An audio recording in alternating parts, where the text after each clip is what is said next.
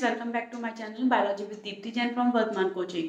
तो आज हम यहाँ पे 3 सेल ऑर्गेनेल्स डिस्कस करेंगे, गोल्गी अपैरेटस, लाइसोसोम और वैक्यूल्स। तो सबसे पहले लेते हैं हम गोल्गी अपैरेटस। तो गोल्गी अपैरेटस जो होता है ये प्लांट और एनिमल सेल दोनों में प्रेजेंट होता है, सिंगल मेम्ब्रेन बाउंडेड है। और फर्स्टली इसको डिस्क्राइब करा था कैमिलियो गोल्जी ने। जिसके नाम पर ही इसका ऑर्गेनल का नाम पड़ा गया गोल्गी अपैरेटस। तो गोल्गी अपैरेटस के अंदर जो है क्या मिलते हैं, membrane bounded fluid filled vesicles, vacuoles and cisternae.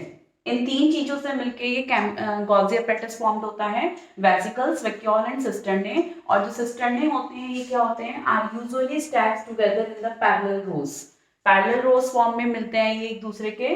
और ये गोल्गी अपैरेटस बैक्टीरिया में, ब्लू ग्रीन एल्गी में, मैच्योर स्पर्म्स में, आरबीसी ऑफ मैमल्स में एब्सेंट होता है। इनके अंदर क्या होता है, एब्सेंट। और यूजुअली इनको प्लांट्स में डिक्टियोसोम्स बोलते हैं हम लोग। इनको प्लांट्स में अगर ये सब यूनिट फॉर्म में डिस्ट्रीब्यूटेड होते हैं, फ्रीली फॉर्म में, अगर ये कैसे हैं, फ्रीली डिस्ट्रीब्यूटेड,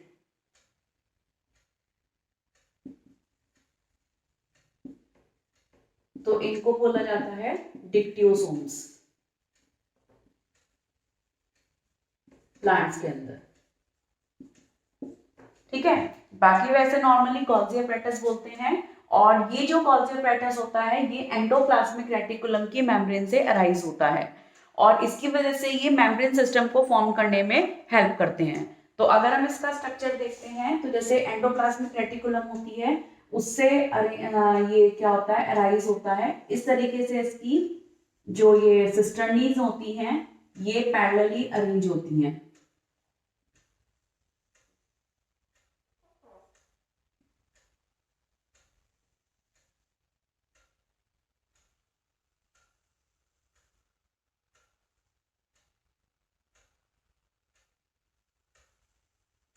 इस तरीके से ये होते हैं सिस्टर्ने।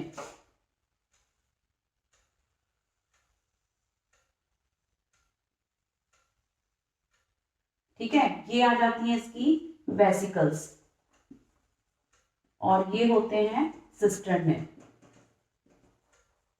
ठीक, ये अलग भी हो जाती हैं इस तरीके से और ये एंडोप्लाज्मिक रेटिकुलम से जुड़ा हुआ होता है। तो इसमें जो सिक्रीटरी होती हैं, वेसिकल्स होती हैं, इनका फंक्शन वेसिकल्स की वजह से सिक्रीशन का, सिक्रीटरी वेसिकल्स कहलाती हैं ये। सिक्रीटरी का फंक्शन होता है, मेन फंक्शन इसका किसका है, सिक्रीटरी का, क्योंकि इन वेसिकल्स में, वैक्यूल्स में एंजाइम्स फिल होते हैं या कोई फ्लूइड फिल्ड है और इसके अलावा प्रोटीन्स हैं, कोई पिगमेंट है और मिल्क लैक्टोप्रोटीन्स हैं। मतलब इस तरीके से कोई भी सब्सटेंस इसके अंदर प्रेजेंट हो सकता है इन वेसिकल्स के अंदर और ये वेसिकल्स फिर बर्स्ट होके उनको सिक्रीट करने का फंक्शन करती हैं। इसके अलावा इनका डिस्पैचिंग का, पैकेजिंग का फंक्शन होता है। पैक्ड करता है ये जो सेल्स होती हैं, वेरियस मतलब सेलुलर सिक्रीशंस होते हैं, उनको स्टोर करके उनको पैक करने का काम करता है मटेरियल जो सिंथेसाइज होता है। उसके अलावा जो मटेरियल सिंथेसाइज है, जो ये पैक करा जा रहा है, उसको फिर ये डिस्पैच करता है डिफरेंट सेल्स के अंदर, है ना। जो सेल्स सिस्टम्स होता है, इंटरसेलुलर टारगेट्स होते हैं प्लाज्मा मेम्ब्रेन के थ्रू, उसके थ्रू ये क्या करता है, उनको डिस्पैच करने में हेल्प करता है। तीसरा मेन फंक्शन है इसका फॉर्मेशन ऑफ लाइसोसोम्स। लाइसोसोम्स, अभी हम इसके बाद पढ़ते हैं लाइसोसोम्स। तो लाइसोसोम एक सुसाइड बैग्स होते हैं और ये क्या करती हैं, जो ये वेसिकल्स होती हैं यही इनको अराइज करती हैं। ये वेसिकल्स जैसे सपोज करिए यहाँ से ये अलग हो गई इस तरीके से, ये बनता है प्राइमरी लाइसोसोम, फिर इससे जाके सेकेंडरी लाइसोसोम और फिर बन जाता है लाइसोसोम। तो प्राइमरी, सेकेंडरी और लाइसोसोम्स बनकर ये वेसिकल्स अलग होती हैं सिस्टर्ने से और ये फिर कन्वर्ट होती हैं वैक्यूल्स में, एक मतलब फैगोसोम टाइप स्ट्रक्चर बोल सकते हो। इनके अंदर एंजाइम्स का फॉर्मेशन होता है, हाइड्रोलिटिक एंजाइम्स का, और ये फिर बाद में बन जाता है लाइसोसोम। तो लाइसोसोम का फॉर्मेशन किससे होता है, गोल्गी अपैरेटस से। इसके अलावा कुछ केसेस में क्या होते हैं, कॉम्प्लेक्स शुगर का फॉर्मेशन हो जाता है सिंपल शुगर से, कुछ गोल्गी अपैरेटस के अंदर कुछ केसेस में होता है ऐसा। तो ये भी फंक्शन आ जाता है, इंपॉर्टेंट है गोल्गी अपैरेटस। और इसके अलावा इसमें जो है इसके क्वेश्चन जो पुटअप होता है वो यही होता है, जैसे हम प्लाज्मा मेम्ब्रेन में बोलते हैं कि अगर सेल में से प्लाज्मा मेम्ब्रेन को रिमूव कर दिया जाए, वो रैप्चर हो जाए या गोल्गी अपैरेटस रैप्चर हो जाए या रिमूव हो जाए तो क्या इफेक्ट आएगा, तो cell will be a die, cell मर जाएगी। ठीक है, 1 मार्क्स में आप ये आंसर लिख सकते हो।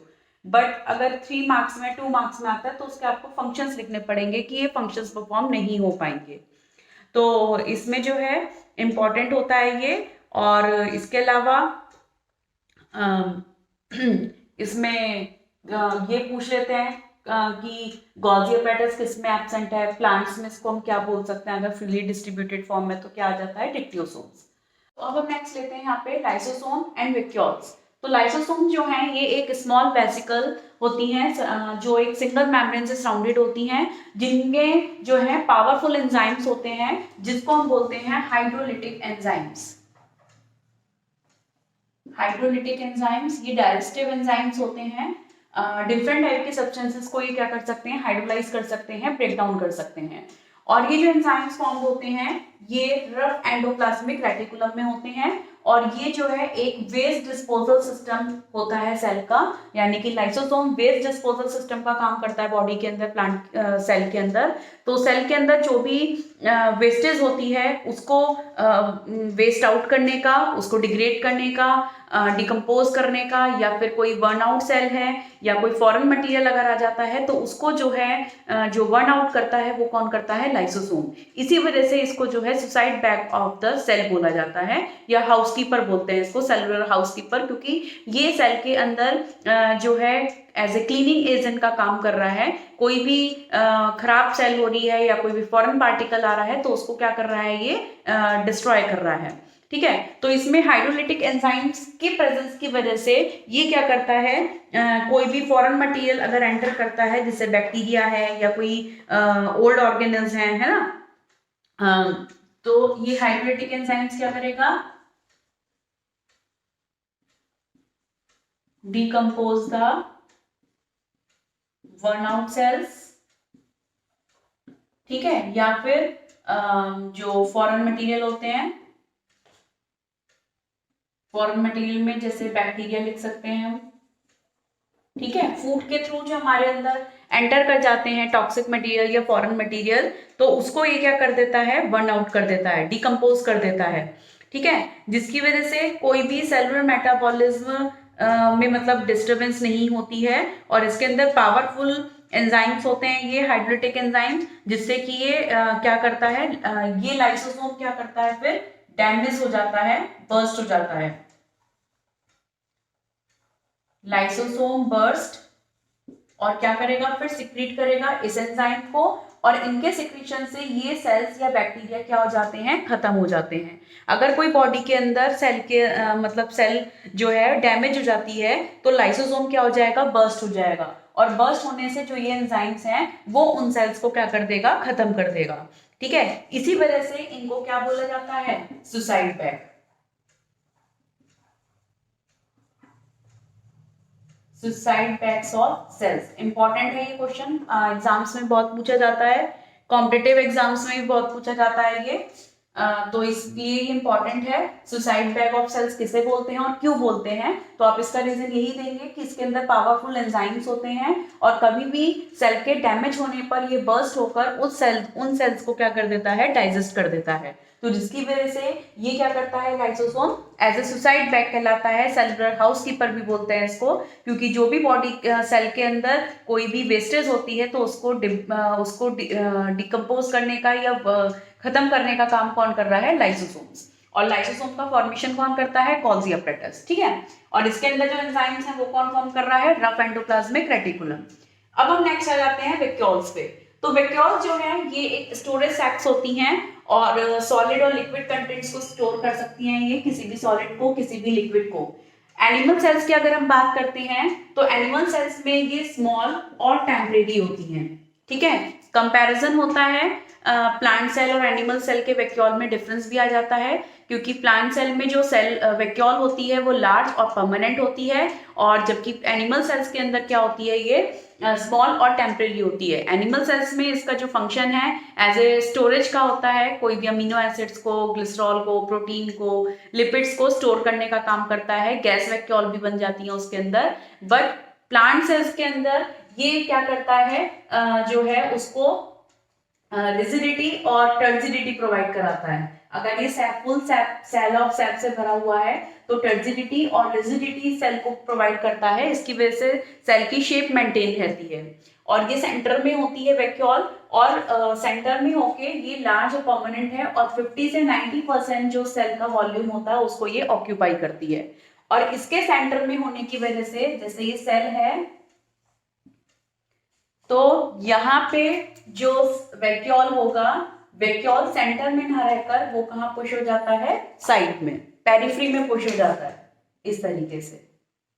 ठीक है, सेंटर में क्या आ जाती है ये वैक्यूल। तो 50 से 90% जो सेल का वॉल्यूम है वो कौन ऑक्यूपाई करता है, वैक्यूल प्लांट सेल्स के अंदर। ठीक है, और इसकी वैक्यूल की जो सिंगल मेम्ब्रेन है, सिंगल मेम्ब्रेन से बाउंडेड होता है, उसको बोलते हैं टोनोप्लास्ट।